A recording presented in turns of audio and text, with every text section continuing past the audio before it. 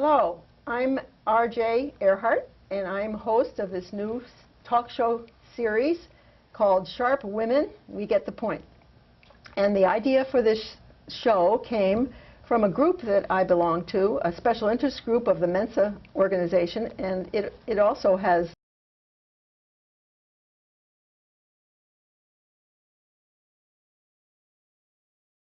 knit and crochet and embroider and quilt and talk and share with each other what we're doing, and sometimes have a little show and tell. Sometimes we problem solve together. And what I learned was that these women are very interesting people, very productive, and they're very involved in their communities. And I thought it would be great to have them come on and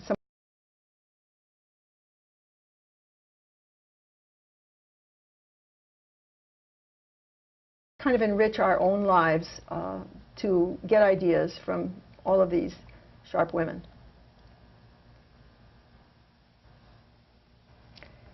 I'd like to welcome our guest today. This is Wanda Shelton on my left and Mary Abbey. And you both should know that you were selected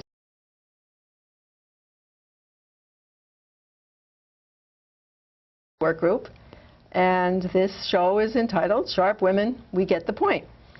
So we're going to talk about a number of different things today, and I'd like to start out by talking about our needlework group, because that's where this all started. And both of you have brought some of your work here today, and I'm really glad you did that.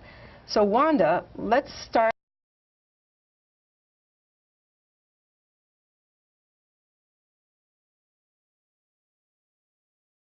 Because you've been a quilter for a long time, right? Right, I've quilted for 30 years. Yeah, and didn't you tell me that you started out through an email, through an internet group? I didn't start that way. That wasn't available 30 years ago. But well, that's true. I have quilted for that long, and I belong to an internet group that does a quilt challenge every year. And I belong to another Mensa quilt group, and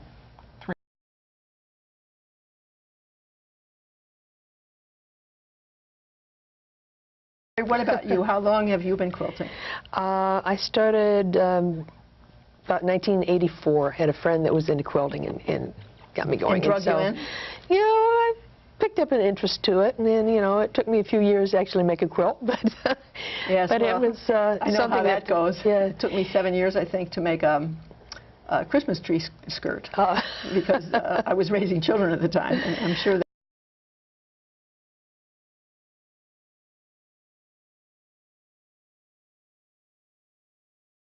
yeah. Yeah, quilting was never a real high priority until, you know, like summer vacations. Other projects too. Yes, and the thing about quilting, or at least about our group, and I think this is true especially for quilters, is that it's so much fun to share all this with people and friends. And Wanda, you and I have talked about the fact that what we really like about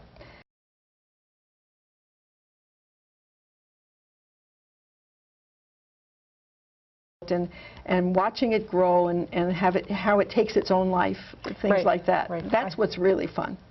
And now that you are a grandmother of triplets, which I think is amazing, it's been fun watching you make quilts for them and all of that. So we really should look at some of your work. Wanda, do you want to bring your quilt up, and we'll help you spread it out so that we can kind of see. And you can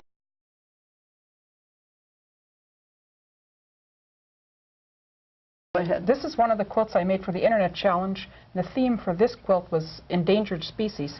So I have a tiger print in the middle and foiled bullseye circles around it to show what a target people think the tiger is an endangered species. But actually all of the other animals and plants that are shown here are also endangered. Wow. I think I so this really has a lot of meaning to it. I should have put some people in too, because I think we're endangered.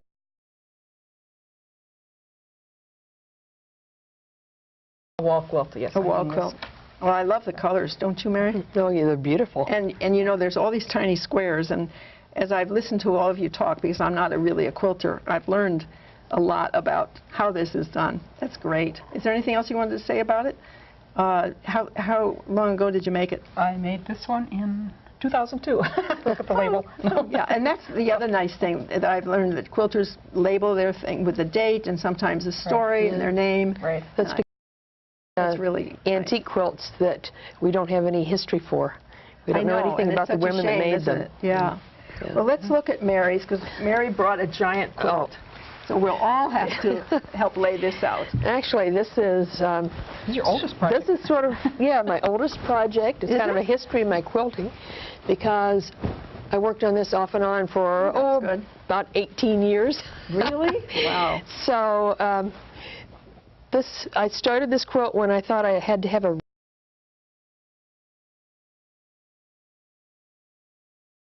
And having 5 kids, I assumed we'd have lots of grandkids right away. And I finally am a grandmother, and you know, my triplets were born like a year and 3 months ago. So, but I got the quilt done because of that. So. And it's so three-dimensional, and I love touching. Oh yeah, I made the tangram figures puffy, so they were like little dolls, and it made it more difficult to quilt. But the children love touching it, don't they? I think the kids will like it. Yes, very much. Yeah, I do. Well, that's great. Very unique quilt. Yeah, and it did take a while to do. It really did take a long time. Off and on, it took quite a while. Yes. Well, the other thing, as you're pulling this away, that I wanted to ask each of you is a little bit about your professional lives. And I know, Wanda, that you have a job that I don't know anything about, and it isn't a passion with you. It's a good job, but you have a job. I like my job a lot. You do like your job, but your passion is really with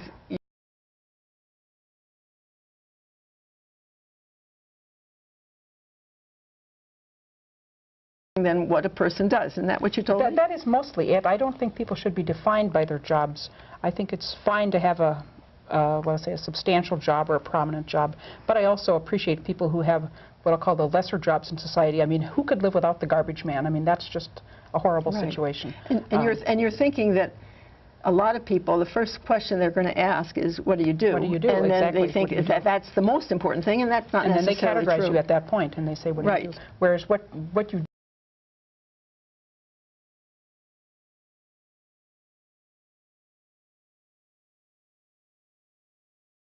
your job, because I also think this is an interesting job, which you're not going to stay in forever, are you? Well, you're probably talking about. You're talking about. Eventually, I'll retire. Yes, you're talking about that coming up pretty soon. Now, I'm a school teacher. I will admit that. I've taught for like 25 years, 26, something like that, and for probably 10, 15.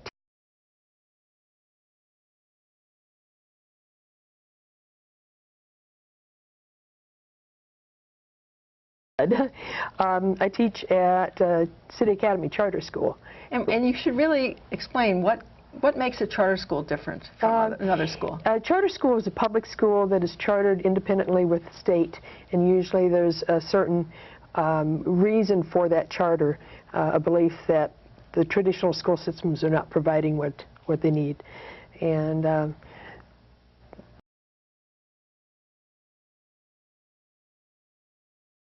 children, this really works, is what it really does. I mean, we are able to give a lot of one-on-one attention and adjust the class work, the curriculum for what the student needs. And for a lot of students, it really does help. There's an amazing number of kids out there on the streets that aren't being serviced, and we always have a waiting list. And your particular subject is science, is that correct?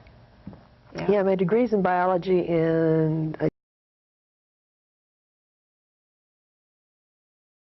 design your own courses. Right, I get to design my own courses and decide what I'm going to teach, when I want to teach it. And well, I just realized that I didn't actually give Wanda a chance to tell us exactly what her job was. So I'll come back to you real quickly. I do customer service work for a company that makes envelopes, and I proofread the imprints on the envelopes. And it's not rocket science, but it's a nice job, and I enjoy it a lot. And you like the people there? I like of tasks involved in the job. I like the whole process of, that's process again, I like the whole process of the job. Yeah.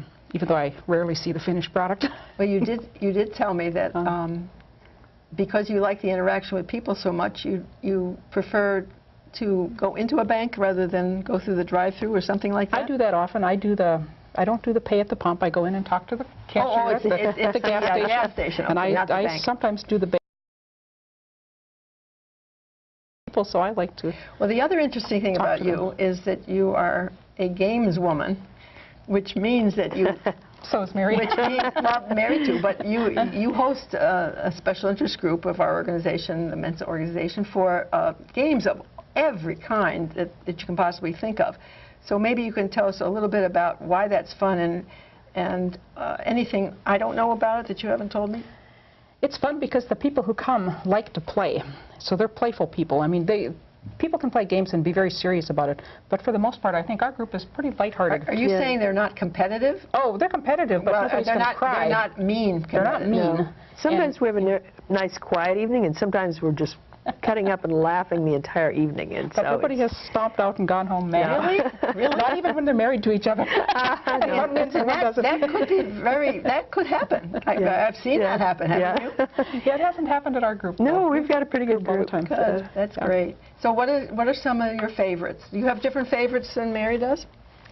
Well, the group plays pretty much the same games all the time. We start out with some game, and then as people come in, we add them in, and then eventually we get big enough to break into 2 or 3 groups. And then people bring their games. People bring games. New games. They teach new games. Right. We play card games. We like Exactica. We like Cancellation Hearts.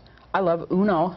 Scrabble, of course, is the best game ever. That happens to be one of my favorites, too, Yeah. I'll be honest with you. And I'm lucky enough to have some very smart grandchildren that are very...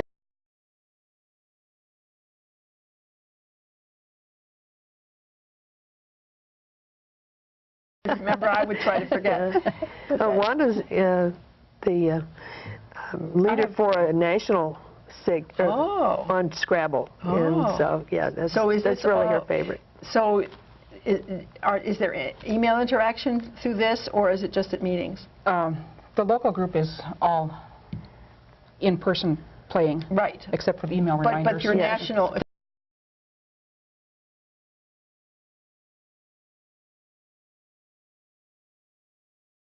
Close to 100 of us, and I've been involved in this since 1978 or so. Well, I know people that play chess and checkers over the internet, and I'm not sure exactly how that works, but is that something you do too? I don't do chess and checkers, but I do Scrabble. You do Scrabble over the internet.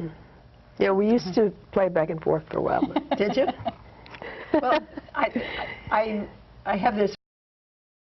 You two ever disagreed about anything partially serious? Because you have been friends for a while. I don't even think anything casual.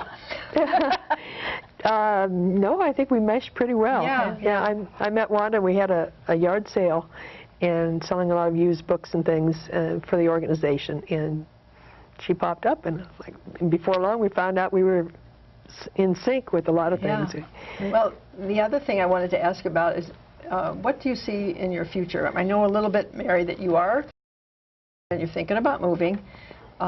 And just tell us a little bit about what you see happening in the next few years, because you know, everybody has to think about what's coming up. Well, we have 5 kids, and they're all out on their own as successful adults, and now basically we're working for our retirement. And you know, we spent 11 years in San Antonio, and love that city. I like that city. I like that area, and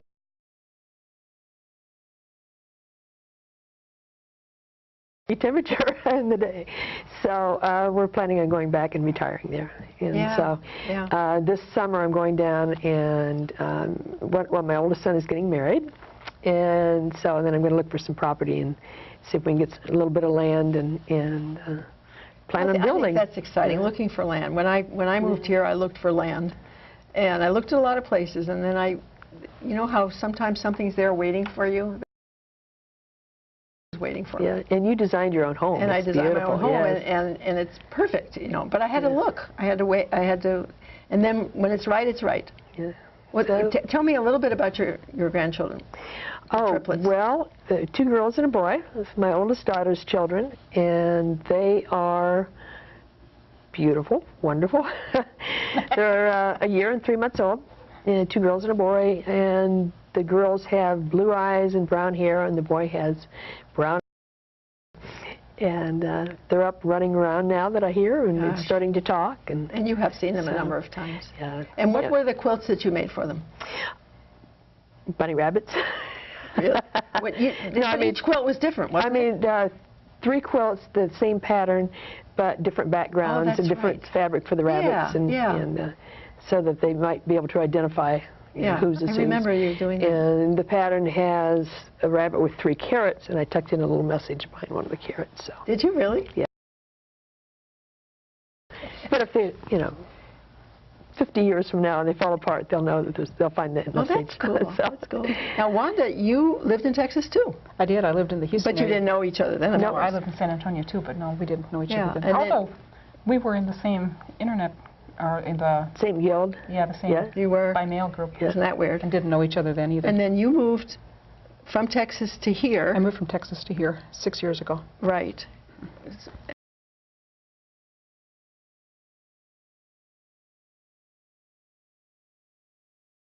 Yeah, 2 cats.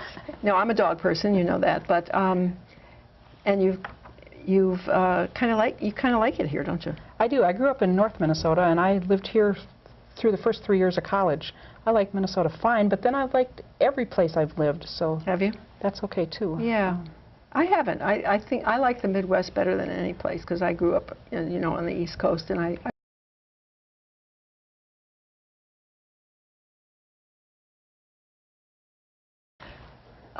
just a few days ago, and she said that she's always been feeling very much at home at River Falls. There's something about the rolling hills down there that appeals to her.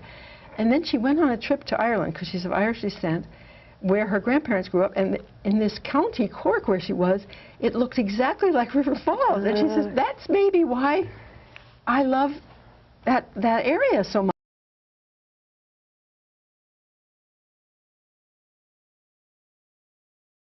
Minnesota.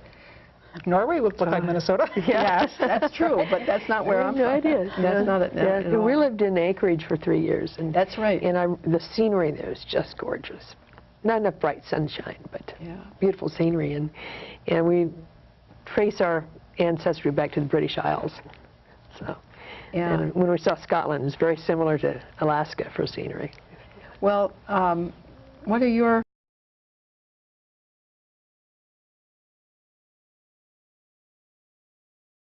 Oh, tons of things, lots and lots of things. I mean, I think everybody should have a list of things they want to do, wouldn't it be? Yeah. Awful to wake up and think, I've done everything. Yeah. I have, why get out of bed? Absolutely. So I'm not going to mind at all dying with a whole list of unfinished projects and other tasks. That's interesting that you say that, because I've really done a lot of things that I wanted to do, and I'm sort of content with the fact that I may die without having a whole lot of unfinished business. I love projects, though, and I think I told you that I've been taking this big box of I've taken this big box of yarn that my daughter got at a garage sale, and making all these Afghans for my grandchildren. Well, there's more colors that I don't like, so I've decided to make them for charity. Well, then I told another daughter who loves garage sales about this, and she goes and she buys, or in the free box, gets this more yarn for me. So I'm going to have an endless supply of yarn to make, and I'm making all these squares that I'll put together, and if I can find, some charities or something, that would be cool. Because I'm sure there are a lot of places that would. I would think so. Be glad to have those. And all so the that's places that would take quilts would take Afghans. Yeah. And I feel almost like a quilter because I'm going to be putting these blocks together in kind of a quilt fashion. A lot of the nursing homes like lap quilts. So you make smaller Afghans. And that would be nice because sometimes the colors, I don't have enough for a really big one. That's a very good.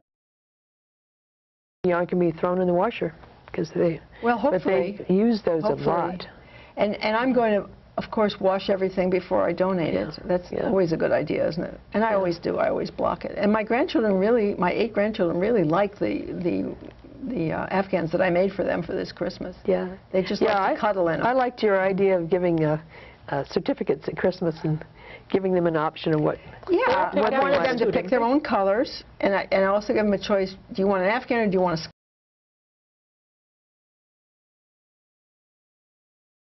If you have time on your hands, I just find it very soothing to do needlework. I love it. I love all kinds of needlework, but knitting and crocheting are just the best. Yeah, I was looking at books today. I'm looking for a good crochet pattern for baby sweaters.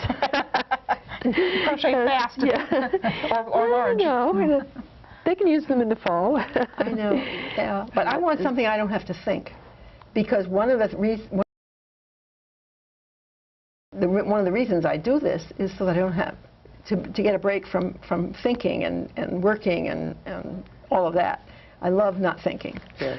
So I don't want to follow a pattern anymore. I don't want to have to pay attention. I just want to sit there and maybe watch TV or talk to somebody or, you know, just relax. Yeah.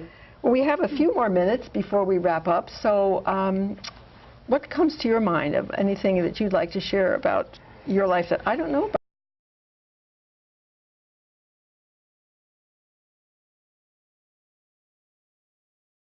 And what they do. Deep secrets. No, nothing like that. Nothing like that. I have to think hard to find some deep secrets anyway. We both took the same yoga classes. Oh yeah, we did yoga together. Yeah. And yeah. I've done, I haven't done yoga. I know a lot of people have. I've done Tai Chi, and I really like it because it's very good for you, very flow energy thing, and it's not intrusive. Yeah, I started that. We didn't quite, well, I went through the whole course, but my husband and I had signed up for it, and he never had time to do the classes, and so that's something else has kind of gone by the wayside, and along with yoga. It's like, she's still teaching. I have so many things that I'm interested in, and you like to cook? I like to cook, a little bit, and especially when I have family around, which not very often now. The kids are so spread apart. Yeah, and for me, because I don't have to cook for a family every day, cooking once in a while for a family is it's really fun, and because I wouldn't enjoy it as much if it was every single day. If it was every day, because I remember those days. I do. It's kind of nice having them grown up and you know, out there. So it gives you a lot of space. Yeah. The other thing, you've grown some very nice plants. Well, you've got plants too, don't you? I do. I love having green plants around. And my husband is a gardener, and I really like flowers. And right now,